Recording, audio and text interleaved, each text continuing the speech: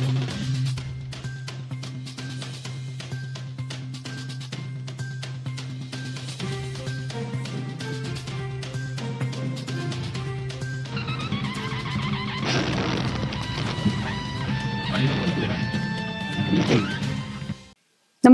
आपण पाहता हिरकणी न्यूज.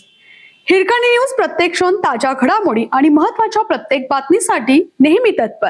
सातारा शहरातील 385 इमारती धोकादायक, 6 अतिधोकादायक इमारती पाडण्याच्या नोटिसा. आगामी पावसाळ्याच्या पार्श्वभूमीवर सातारा नगरपालिकेने शहरातील धोकादायक इमारतींचा आढावा घेतला असून शहरात तब्बल 385 इमारती धोकादायक असल्याचे चित्र समोर आलं आहे. यापैकी अति धोकादायक असलेल्या 6 इमारतींच्या मालकांना नोटिसा बजावून त्या स्वतःहून पाडण्याच्या सूचना नगरपालिकेच्या नगरविकास विभागामार्फत देण्यात आल्या आहेत.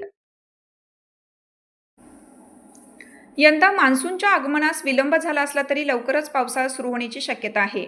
त्यामुळे दरवर्षीप्रमाणे धोकादायक इमारतींचा प्रश्न पुन्हा एकदा ऐरणीवर आला आहे.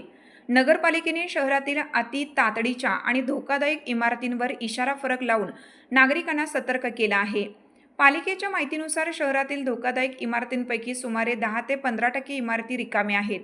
मात्र उर्वरित इमारतींमध्ये अंदाजे 2000 नागरिक वास्तव्यास असल्याने त्यांची सुरक्षितता हा गंभीर चिंतेचा विषय बनलाय.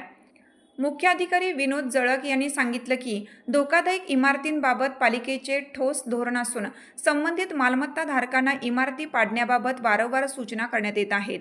तसेच पावसाळ्याच्या पार्श्वभूमीवर नगरपालिकेचा आपत्ती व्यवस्थापन कक्ष सक्रिय करण्यात आला आहे.